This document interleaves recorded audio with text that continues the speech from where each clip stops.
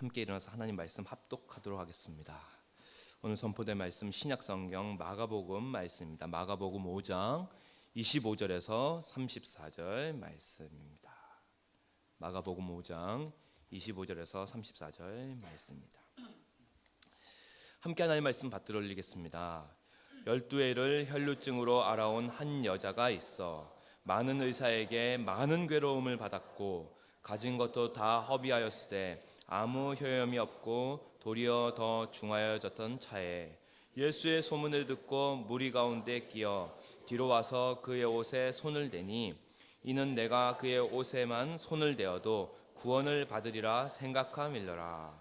이에 그의 혈루근원이 곧 마름에 병이 나은 줄을 몸에 깨달으니라.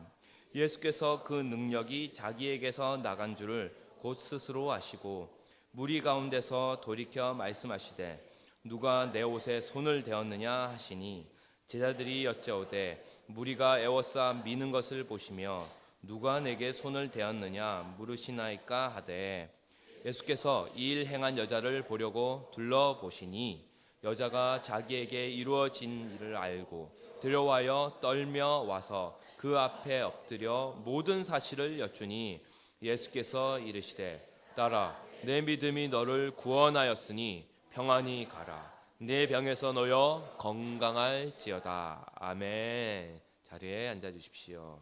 예수님을 만난 사람들 두 번째 시간으로 하나님 말씀 선포가 있겠습니다.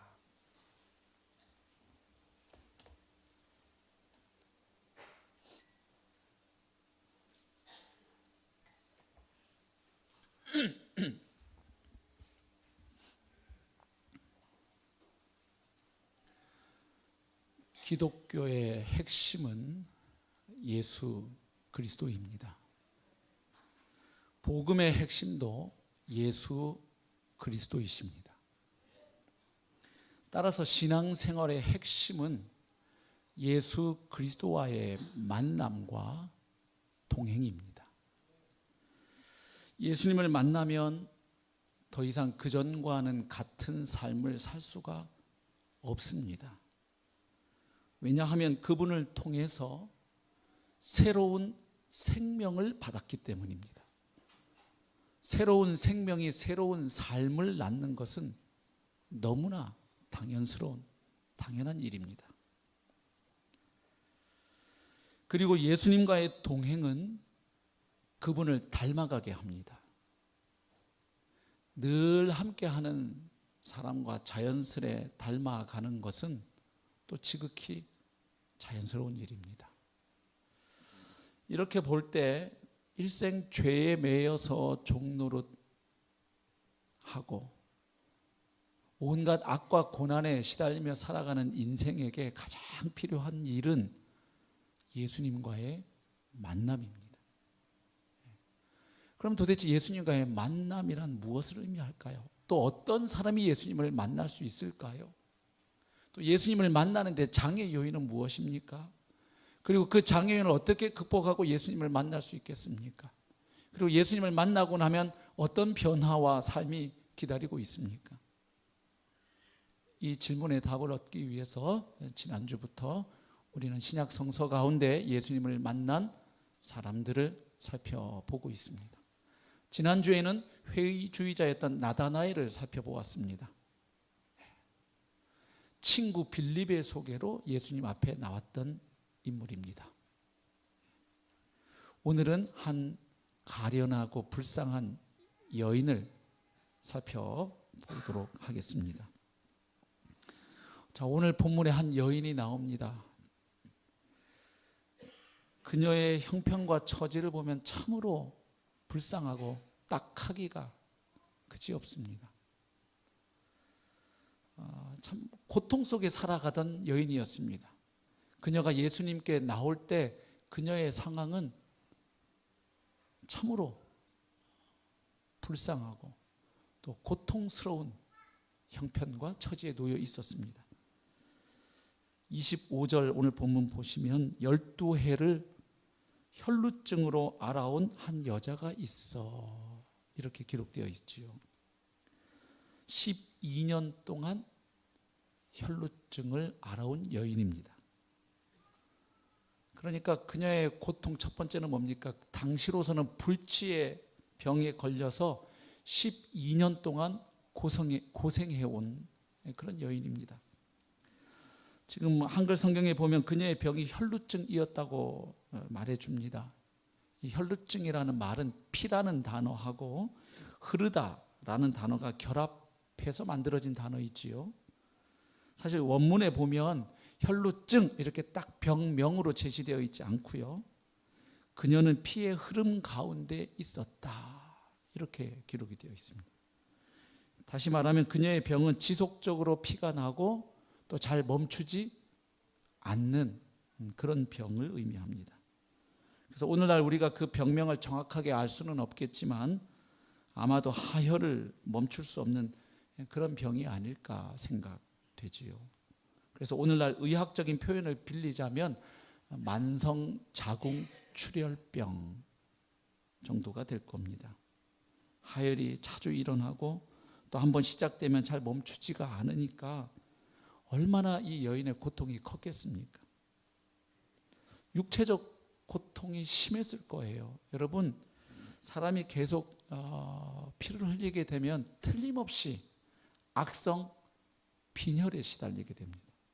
그리고 빈혈이 오면 동반되는 증상이 있는데 심한 두통이에요. 그리고 에너지의 근원이 되는 피를 계속 흘려보내면 전신이 무기력해집니다. 거기다 세탁기도 없는 그 시대에 옷을 또 빨기는 얼마나 힘들고 번거로웠겠습니까? 아마도 그 질병은 사춘기 이후에 시작되었을 가능성이 높아요. 그리고 고대인들의 평균 수명이 40년이었던 것을 고려해 보면 지금 이 여인이 12년 동안 이 병을 앓아왔다는 것은 성인이 된 후에 그녀의 삶의 절반 내지는 전부를 이 병으로 고통당하며 살아왔음을 말해줍니다. 12년 동안 얼마나 힘들었을까요? 더욱이 그녀는 이 병을 고쳐보려고 많은 의사들을 만나보았어요. 그런데 오히려 더 큰 괴로움을 당했다고 본문은 말해줍니다. 26절, 많은 의사에게 많은 괴로움을 받았고. 아니, 병 고치려고 의사를 만났는데 무슨 괴로움을 받았을까요? 요즘 상황에서는 이해가 조금 어려운데 당시 상황을 조금 생각해 보면 금방 이해가 됩니다. 탈무드에 보면 당시 혈루증 같은 질병에 대한 처방전이 나와 있어요. 명의라고 하는 사람들이 이 병에 대해서 어떻게 처방했는지 제가 몇 대목을 좀 읽어드려 보겠습니다. 우선 은동전 크기만한 알렉산드리아의 끈적한 즙과 황산 알루미늄과 선인장 즙을 적당히 섞은 다음에 거기다 술을 넣고 혈루병 환자에게 마시게 한다. 그 맛이 어떨지 짐작가시죠? 두 번째, 만약 효과가 없거든 페르시아의 양파를 3근 정도 술에 넣고 잘 고아서 그녀에게 마시게 하고 마심과 동시에 당신의 피 흘림에서 일어날지어다 하고 주문을 외워라.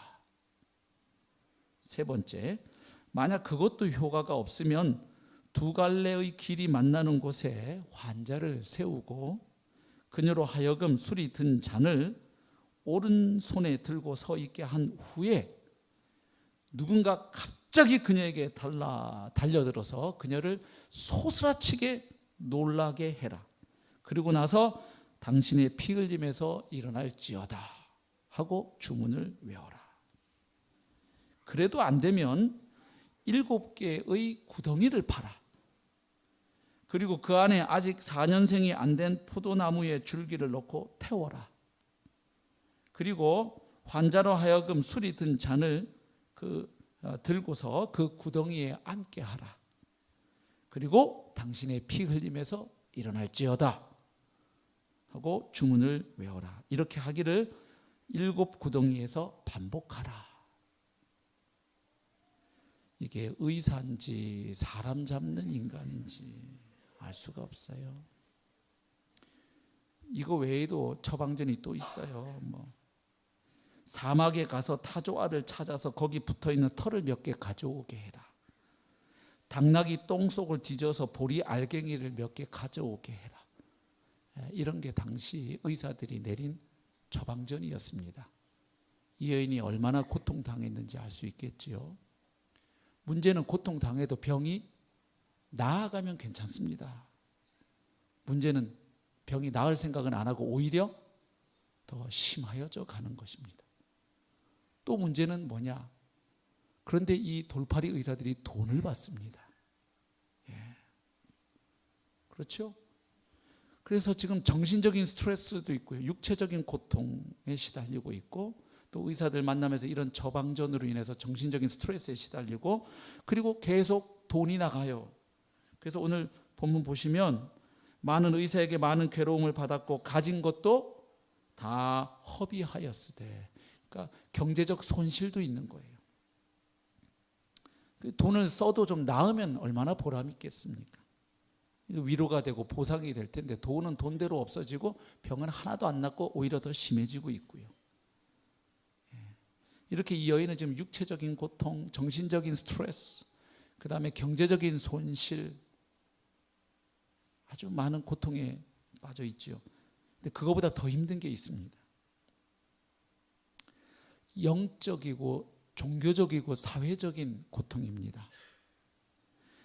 레위기 15장 보면 이 혈루증과 같은 종류의 병, 유출병이라고 하는데, 이 몸에서 뭔가가 흘러나오는, 피가 됐든 진액이 되었든 흘러나오는 병은 유대교 정결법상으로 부정한 질병입니다. 하나님 앞에 부정하다고 여겨지는 병입니다. 그래서 레위기 15장 보시면 2절에 유출병, 그러니까 몸에서 피나 진액 등이 흘러나오는 사람은 일단 부정한 자다, 이런 규정이 나와요. 4절 보면 따라서 그가 눕는 침상은 부정하고 그가 앉았던 자리도 부정하다. 5절 심지어는 그 사람의 침상이 부정할 뿐만 아니라 그 사람과 직접 접촉하지 않았어도 간접적으로 그 사람이 누웠던 침상에 접촉하게 되면 부정해집니다. 6절 보면 유출병 있는 사람이 앉았던 자리에 앉는 사람도 부정해지고요. 7절 당연히 유출병 있는 사람과 접촉하는 그 사람 부정해집니다. 8절 이하 계속 9절, 10절, 12절, 19절, 25절부터 27절 보면 이런 사람이 어떻게 부정한 사람인지, 그리고 이 사람과 접촉하는 사람과 또 물건이 어떻게 부정해지는지를 상세히 설명합니다. 그러니까 이 여인은 하나님 앞에서 부정하다고 여김받는 사람입니다. 그래서 성전 예배에도 들어갈 수 없어요. 그리고 사람들로부터 왕따 당하고 소외당하는 사람이에요. 왜? 사람들 모인 곳에 이 사람이 가면 자칫 그 사람하고 닿으면 다른 사람들이 부정해지니까요.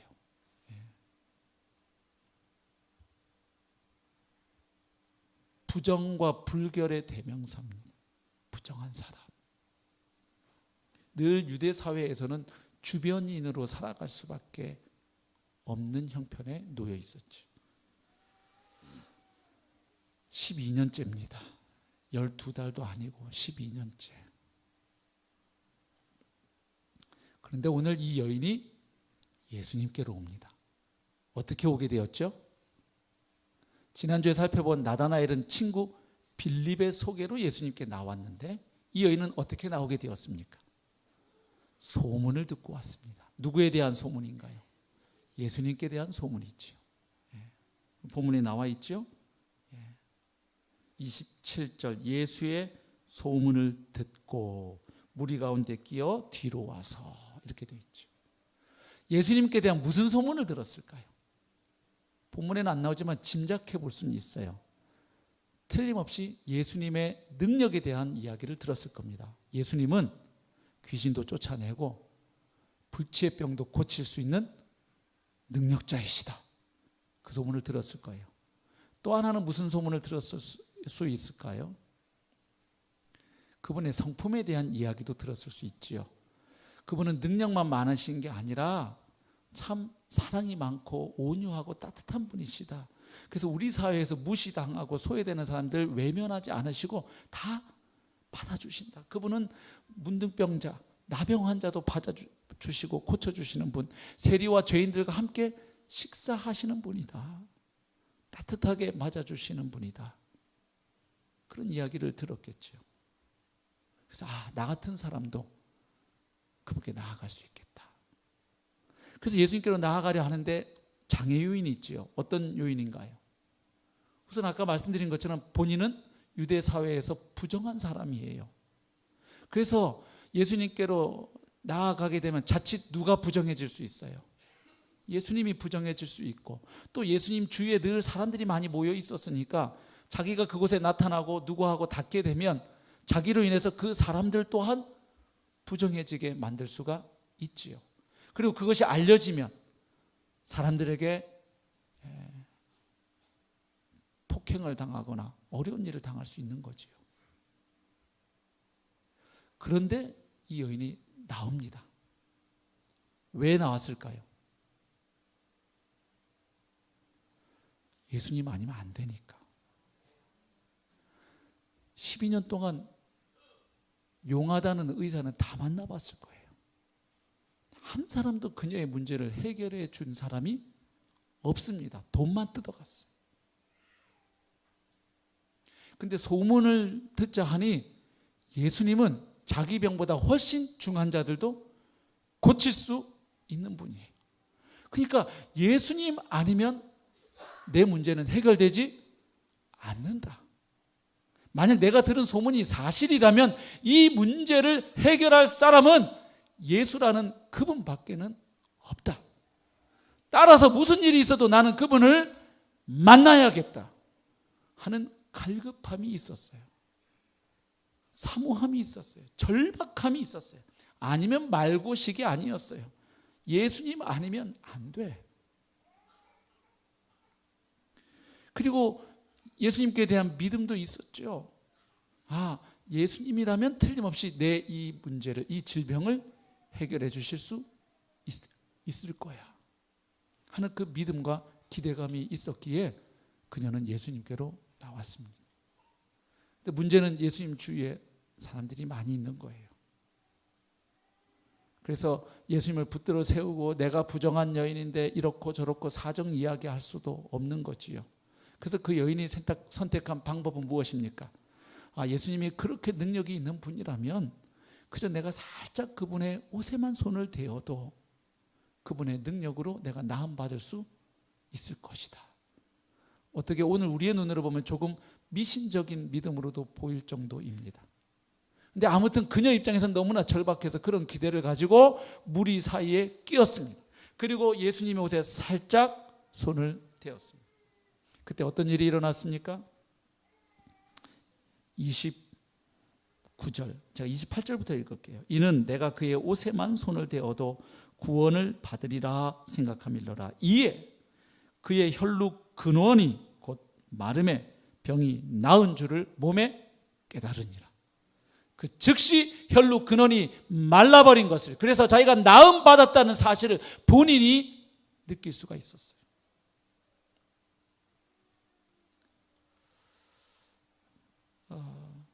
그때 그녀의 기분이 어땠을까요? 12년 동안 계속된 그 지긋지긋한 고통이 끝나는 그 순간 얼마나 좋았을까?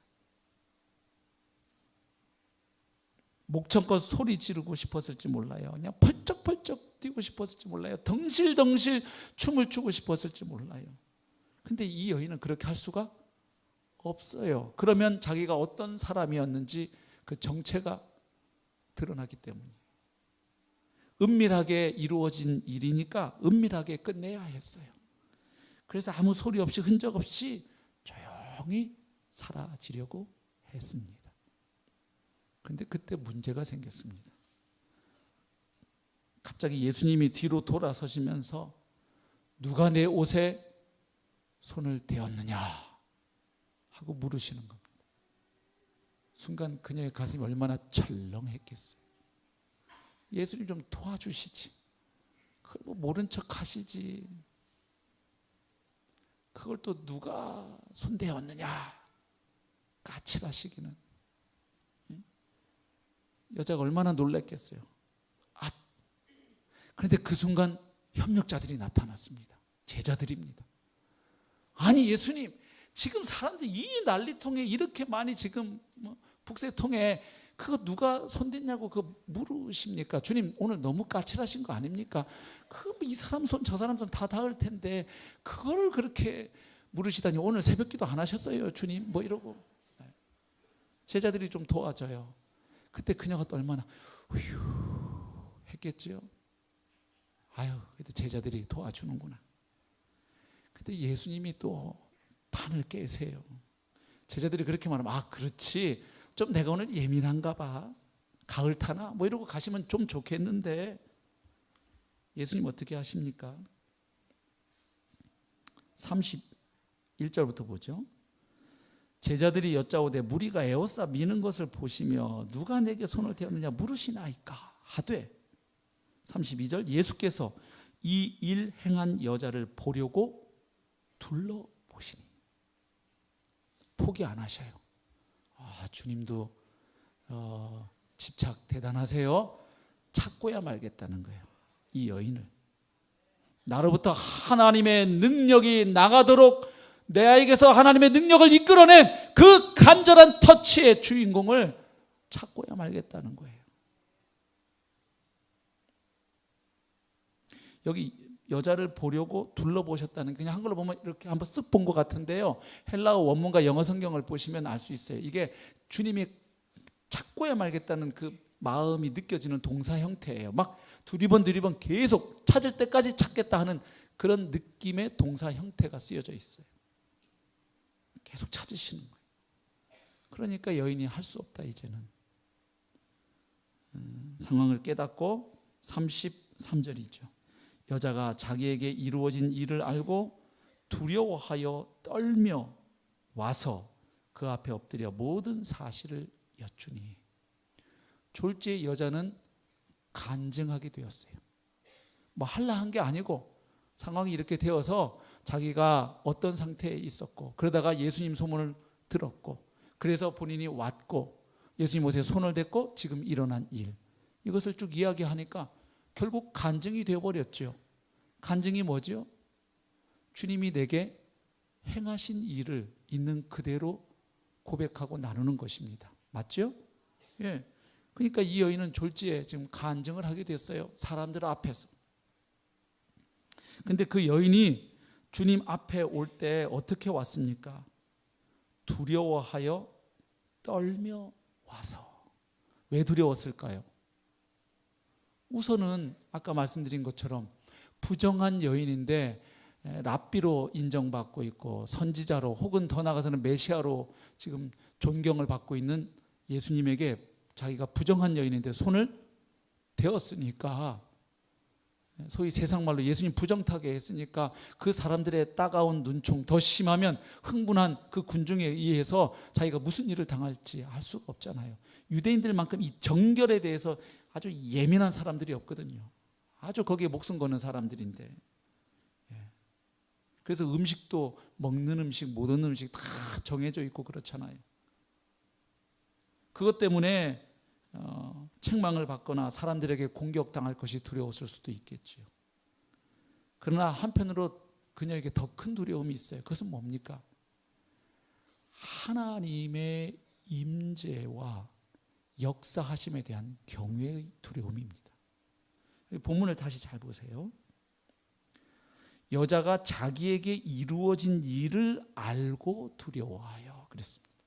그러니까 지금 하나님께서 예수 그리스도를 통하여 자신을 고치신 이 하늘의 능력이 방금 일어난 그 현장에 지금 본인이 있었다는 사실로 인한 두려움이에요. 그리고 주님이 지금 자기를 찾으신다는 두려움이에요. 그 예수님을 통해 나타난 그 신적인 능력 그리고 본인에게서 능력이 빠져나간 걸 아시고 그 여인을 자기 몸에 손댄 여자를 찾으시는 주님의 그 지혜 앞에서 그녀는 두려움의 반응을 보일 수밖에 없었죠. 마치 도둑질하다가 들킨 꼴 같아요. 남몰래 율법 어기다가 딱 걸린 셈이잖아요. 그래서 주님의 그 신성 앞에서 두려움을 느끼고 떨고 있습니다. 그러면서 자기에게 일어났던 일을 나누었습니다. 그때 예수님의 반응이 34절입니다. 예수께서 이르시되 따라. 예수님 이때 총각이셨습니다. 무슨 말입니까? 따라 하는 것은 자기 딸이 아니지요. 이 여인을 가리켜서 따라 하는 것은 무슨 이야기겠어요? 너는 이제 하나님의 딸이다. 하나님에 의해 받아들여진 존재라는 거예요. 하나님께 나아갈 수 있는 딸이라는 거예요. 그리고 그녀의 믿음을 인정하시고 칭찬해 주십니다. 내 믿음이 너를 구원하였으니 네가 내 옷에 손을 대서 나은 게 아니고 나를 향하여 가지고 있었던 그 절박한 믿음, 다른 사람들은 못했지만 저 예수라면 이 질병에서 나를 해방시킬 수 있을 거야 하는 그 믿음이 너를 구원하였다. 나에 대한 너의 그 믿음이 하나님의 능력을 이끌어내었다.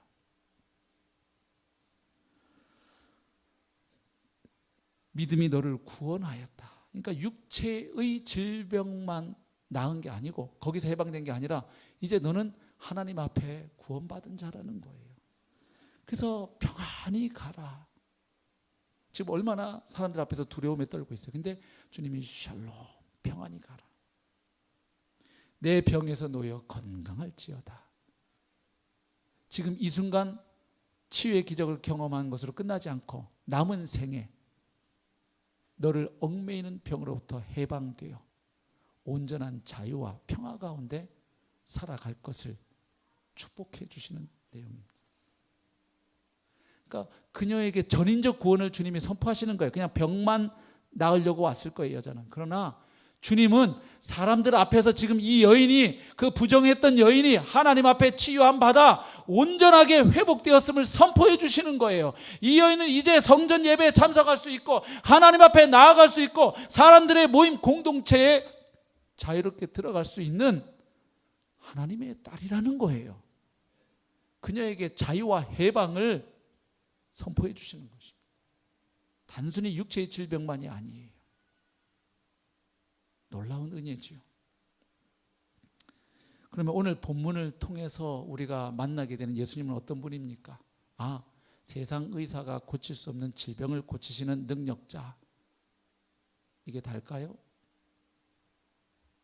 아, 내가 해도 안 되는 문제를 들고 나아가면, 절박함으로 가면 예수님은 그 문제를 해결해 주시겠구나.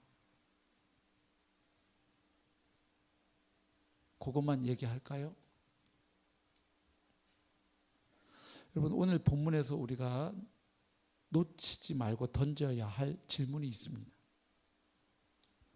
왜 혈루증 여인이, 다시 말해서 부정한 여인이 예수님께 손을 대었는데 예수님이 부정해지지 않으셨는가? 오히려 그 여인이 깨끗함을 입었는가? 이 질문입니다. 이 본문에는 이 정결이라는 주제가 중요한 핵심 주제예요. 정결케 됨. 여러분, 구약 율법의 가르침을 따르면 이 여인이 예수님께 손을 대는 순간 누가 부정해져야 합니까? 예수님이 부정해지는 것이 구약 율법의 원리, 정결법의 원리예요.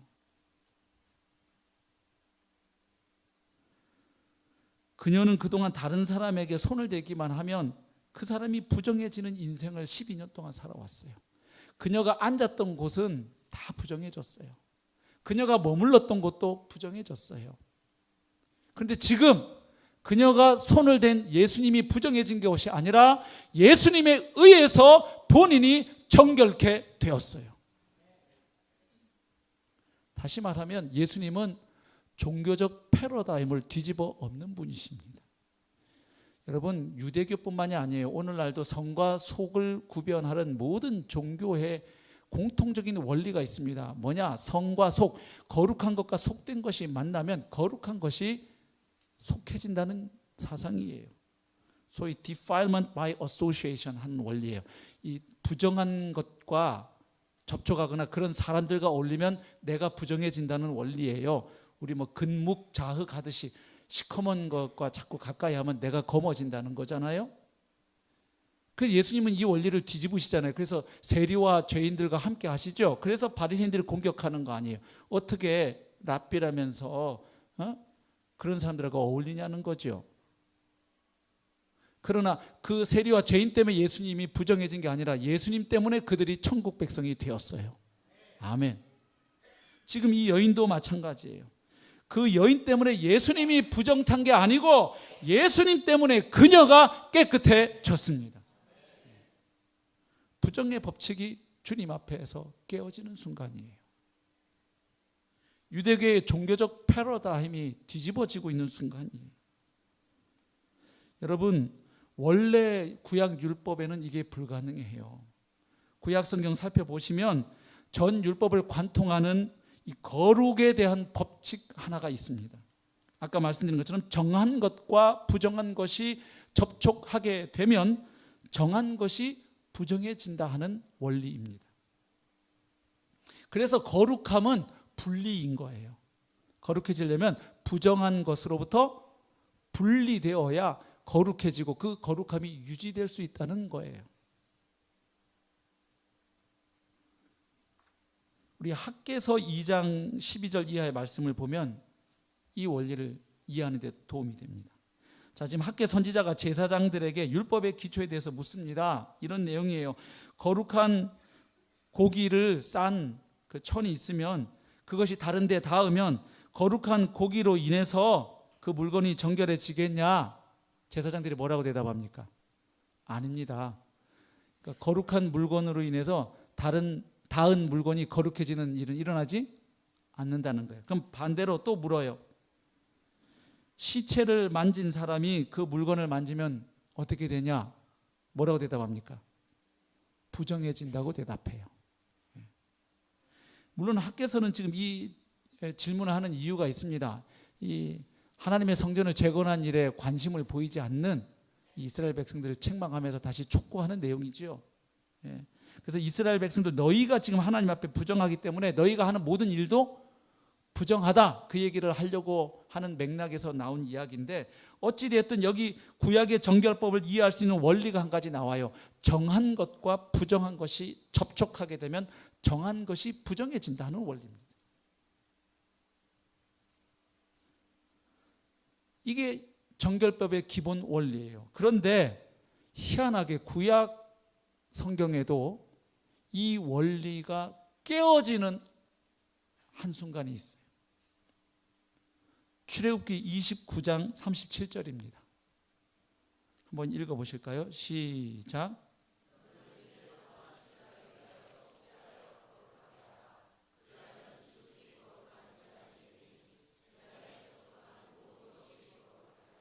자, 여기 무슨 말씀입니까? 하나님께 제사를 드리는 제단이 있는데 그 제단을 먼저 1회 동안 속죄를 해서 그 제단을 거룩하게 만들래요. 그렇게 되면 어떤 일이 일어나냐? 그 제단은 거룩한 제단이 되는데 그로 인해서 그 제단에 접촉하는 모든 것이 어떻게 된다? 거룩해진다는 거예요. 잘 보세요. 아까 거룩한 것과 거룩하지 못한 것, 정한 것과 부정한 것이 만나면 정한 것이 부정한 것 때문에 부정타고 부정해지는 원리인데, 이 제단을 거룩하게 하면 그 제단에 접촉하는 것이 어떻게 된다? 거룩해진다는 원리예요. 이것이 어떻게 가능해요?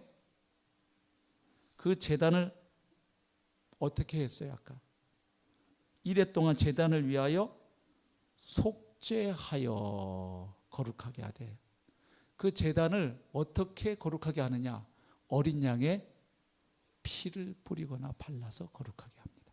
그렇게 되면 그 어린 양의 피로 거룩해진 제단에 닿는 물건이 거룩해지는 일이 생기는 거예요. 출애굽기 30장 26절부터 29절 말씀에 보면 이번에는 제단이 아니라 회막, 증거궤, 상, 등잔대, 분향단, 물두멍 같은 이 성막이나 성전에서 쓰는 그 기구들이 나와요. 근데 거기에 어린 양의 피가 발라짐으로 역시 거룩해지는 원리가 나옵니다. 그러면 지금 잘 보십시오. 이 제단이나 성전 기구들이 거룩해지는 것은 무엇으로 말미암아 거룩해집니까? 어린 양의 피로 말미암아 거룩해집니다. 그리고 그렇게 거룩해진 제단이나 그 기구에 닿는 물건들이 거룩해지는 일이 발생합니다. 이 원리가 레위기 17장 11절에 나옵니다. 우리 한번 읽어볼까요? 레위기 17장 11절 시작. 육체의 생명은 피에 있음이라 내가 이 피를 너희에게 주어 제단에 뿌려 너희의 생명을 위하여 속죄하게 하면 피에 있으므로 피가 죄를 속하느니라. 아멘. 죄의 대가는 생명이에요. 근데 그 생명은 피에 있지요.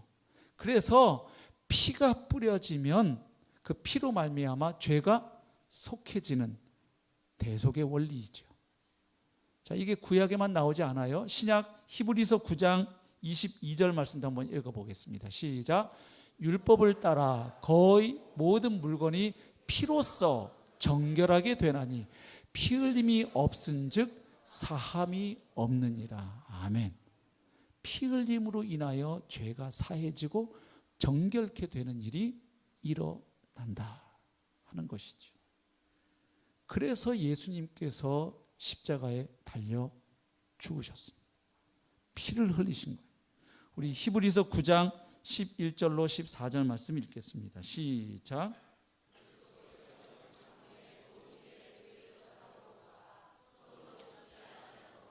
곧 이 창조에 속하지 아니한 더 크고 온전한 장막으로 말미암아 염소와 송아지의 피로 하지 아니하고 오직 자기의 피로 영원한 속죄를 이루사 단번에 성소에 들어가셨느니라. 염소와 황소의 피와 및 암송아지의 죄를 부정한 자에게 뿌려 그 육체를 정결하게 하여 거룩하게 하거든 하물며 영원하신 성령으로 말미암아 흠 없는 자기를 하나님께 드린 그리스도의 피가 어찌 너희 양심을 죽은 행실에서 깨끗하게 하고 살아계신 하나님을 섬기게 하지 못하겠느냐. 아멘. 예. 히브리서 또 10장으로 건너가 보겠습니다. 10절. 이 뜻을 따라 예수 그리스도의 몸을 단번에 들이심으로 말미암아 우리가 무엇을 얻었노라? 거룩함을 얻었노라. 제사장마다 매일 서서 섬기며 자주 같은 제사를 드리되 이 제사는 구약의 그 제사는 언제나 죄를 없게 하지 못하고 죄를 없게 하지는 못했어요. 그냥 그 죄를 덮어서 심판을 유보시킨 거죠. 오직 그리스도는 죄를 위하여 한 영원한 제사를 드리시고 하나님 우편에 앉으사 그 후에 자기 원수들을 자기 발등상이 되게 하실 때까지 기다리시나니 그가 거룩하게 된 자들을 한 번의 제사로 영원히 온전하게 하셨느니라. 아멘. 아멘. 우리는 이제 왜 예수님께 접촉했던 혈루증 여인이 깨끗하게 되었는지를 알 수 있지요. 표면적으로 보면 예수님에게 있었던 그 하늘의 능력이 빠져나가서 그녀를 정결하게 했지만 그것이 가능했던 이유는 이제 곧 예수님이 바로 그녀를 위해서 십자가에 달려 죽으시고 보배로운 피를 흘리실 것이었기 때문에 곧 예수님이 진정한 유월절 어린 양으로 오신 분이었기에 그 예수님을 향하여 전심으로 옷을 댄 이 여인이 깨끗하게 된 줄로 믿습니다. 오늘 우리도 어떻게 정결하게 될 수 있어요? 이미 2000년 전 예수님이 십자가에 흘리신 그 보배로운 피로 말미암아 영원한 속죄의 제사가 드려졌고 새 언약의 제사가 드려졌음을 믿고 그 예수님께 전심으로 나아오는 자, 그 사람이 정결케 됩니다. 예수님이 너무 좋아요. 세상의 종교 지도자들은, 영적인 스승들은 우리에게 이렇게 말해요. 네가 이렇게 하면 깨달음에 이를 거야. 그리고 깨닫게 되면 자유를 경험할 거야. 네가 이렇게 하면 너는 깨끗해질 거야. 네가 이렇게 하면 죄가 용서될지 몰라. 네가 이렇게 하면 너 구원받을 수 있을 거야. 다 이런 얘기예요. 예수님은 어떻게 말씀하세요? 내가 가난해짐으로 네가 부욕해 되었다. 내가 채찍에 맞음으로 네가 나음을 입었다. 내가 사람들에게 침뱉음을 당하고 무시와 조롱과 온갖 수모를 당함으로 네가 하나님 앞에 존귀한 자가 되었다. 내가 너를 위하여 죽음으로 네가 살아나게 되었다.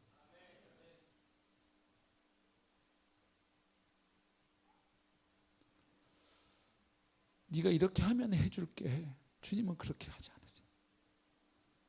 그분의 죽음으로 우리가 생명을 얻고, 그분이 십자가에 달려 저주를 받아 죽으심으로 우리를 저주로부터 해방시키시는 분이 예수 그리스도이십니다. 세상의 종교의 패러다임과 완전히 달라요. 세상의 모든 종교는 우리가 그것이 조금씩 다를 뿐이에요. 마음 공부가 됐든 선행이 되었든 고행이 되었든 뭔가 우리가 하는 것을 통해서 신의 인정을 받고 신의 이쁨을 받고, 그래서 내가 원하는 축복이 되었든 구원이 되었든 죄사함의 확신이 되었든 내가 뭐 함으로 그것이 신에게 받아들여져서 그 대가로 내가 무엇을 얻는 구조예요. 그러나 복음은 뭐예요? 하나님이 예수 그리스도 안에서 다 해놓으시고 믿으라는 거예요. 믿음으로 나오면 예수님의 의로움이 너의 의로움이 되고 예수님의 거룩함이 너의 거룩함이 된다는 거예요. 놀라운 이야기예요. 그래서 사도 바울은 고린도전서 1장 30절 31절에서 이렇게 선포합니다. 한번 같이 읽어보실까요? 시작.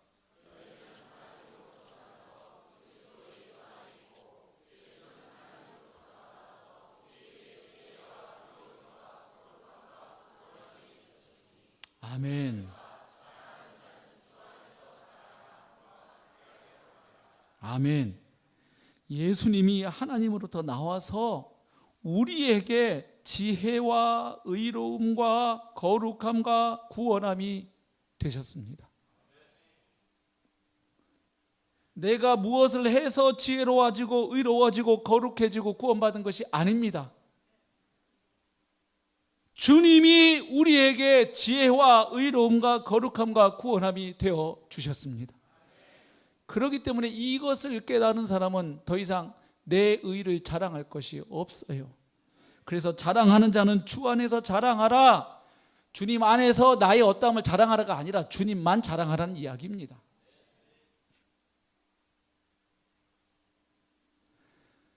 그런데 문제는 이 진리를 깨닫고 구원받은 사람도 성도들도 시간이 흐르고 신앙생활 연륜이 쌓이다 보면 또다시 자기의 자기 공로로 돌아갈 가능성이 있다는 거예요.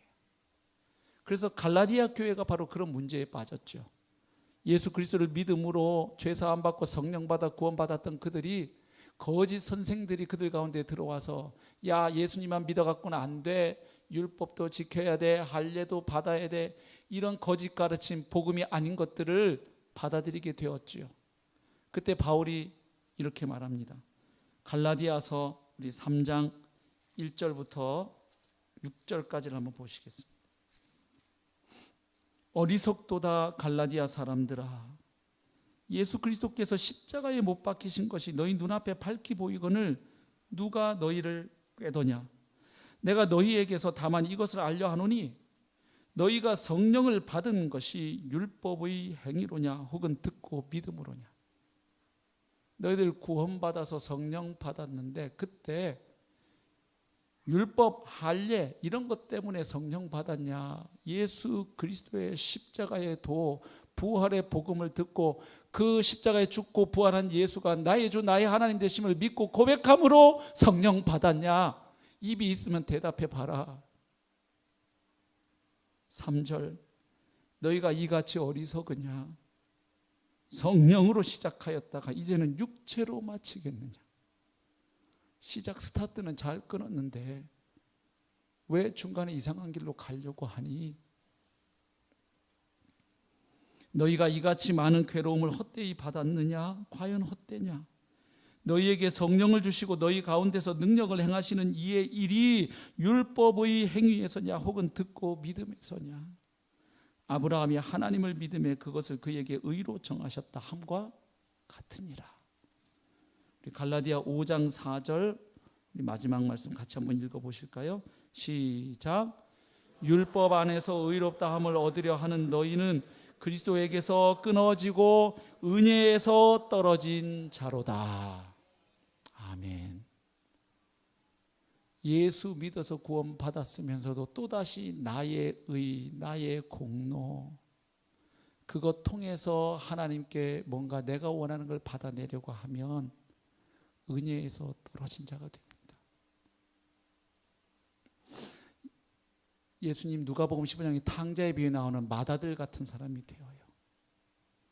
아버지와 가장 가까운 거리에 있으면서도 아버지로부터 가장 멀리 떨어져 있었던 맏아들. 아버지의 것이 전부 자기 것임에도 불구하고 기쁨으로 산 게 아니라 아버지를 섬긴다 노예 근성으로.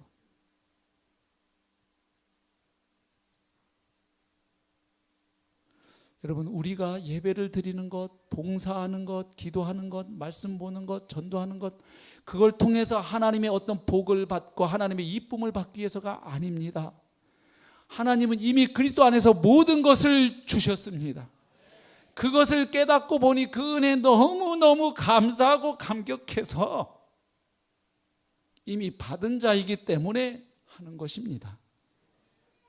만약 구원 받았다고 하지만 또다시 나의 공로, 내가 이렇게 새벽 기도하고, 내가 이렇게 구제하고, 이렇게 성경 열심히 공부하고, 내가 이렇게 열심히 전도하고, 내가 이렇게 교회 헌금 많이 하고, 내가 이렇게 목장 사역에 앞장서서 수고하니까 하나님이 우리 자녀들 잘 되게 해주시겠지, 우리 남편 승진시켜 주겠지, 내일 로또 복권 사면 1등 당첨되겠지.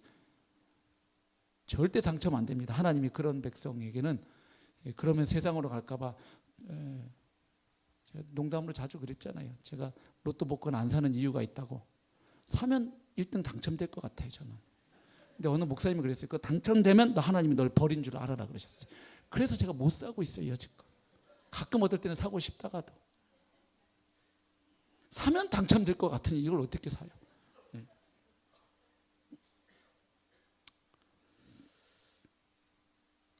여러분, 우리가 처음 구원받을 때도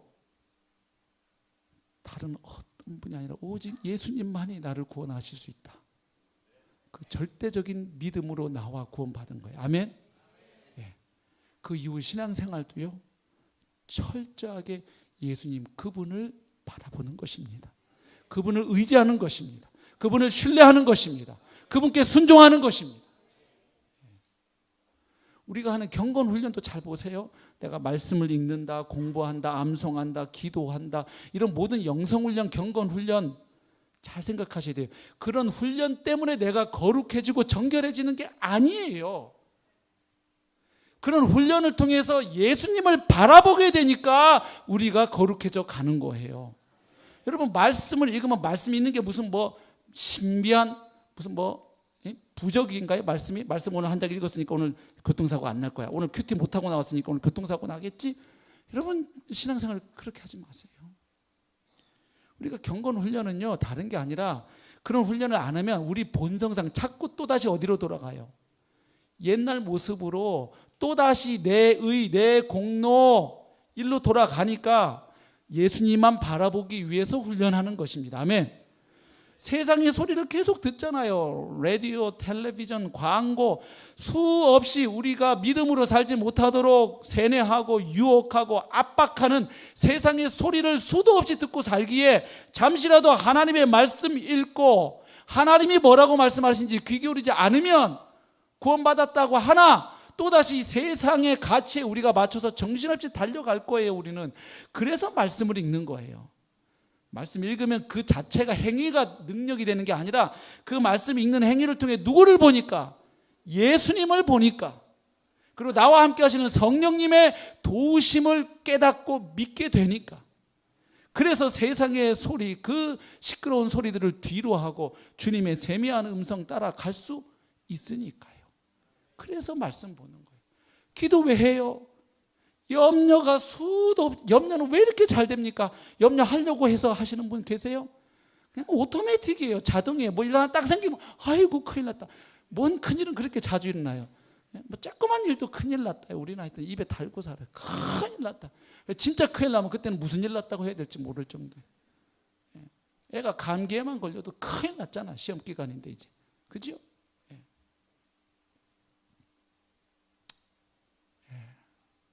내 생각 내려놓고 주님의 음성 듣기 위해 기도하는 거예요. 그리고 주님의 시선으로 내 문제와 상황을 바라보기 위해서 그 하늘의 시선을, 그 하늘의 호흡을 다시 회복하기 위해 우린 주님 앞에 엎드리는 거예요. 그래서 그 염려 대신, 근심 대신, 걱정 대신, 불안감 대신에 주님의 평강이 우리의 마음을 지배할 수 있도록, 주님이 우리를 그렇게 다스려 주시도록 우리가 사모하고 엎드리는 거예요. 기도 행위 그 자체가 우리를 거룩하게 하는 게 아니에요. 기도 행위 자체는 타종교에도 있어요, 여러분. 얼마나 열심히 기도하는데요, 소원 성취 문제 해결을 위해서. 그러니까 우리가 하는 그 경건훈련, 영성훈련 자체가 우리를 거룩하게 하는 게 아니라, 그런 훈련을 통해서 우리가 오직 예수 그리스도 주님만을 바라보고 의지하고 신뢰하니 그분이 우리를 책임져 주시고 다스려 주시는 것이지요. 그러니 우리는 오늘 다시 결심해야 합니다. 이제 내가 신앙생활 조금 짬밥 쌓여가니까 내가 주님을 위해서, 교회를 위해서 이렇게 봉사했고, 이렇게 헌금했고, 내가 몸으로 이렇게 충성봉사했고, 내가 이렇게 희생했으니 하나님이 뭔가를 해주셔야죠. 언제 해주실래요? 이렇게 신앙생활하면 우리 마음에 은혜와 감사와 감격은 메말라요. 그러면 죽으라고 일은 하면서 그 마다들처럼 마음의 감사, 기쁨, 행복 다 남 이야기예요. 그러다가 내가 기대하는 대로 일이 안 풀리고 하나님이 반응 안 해주시면 그냥 삐지거나 더 심해지면 열받아서 하나님께 들이받아요.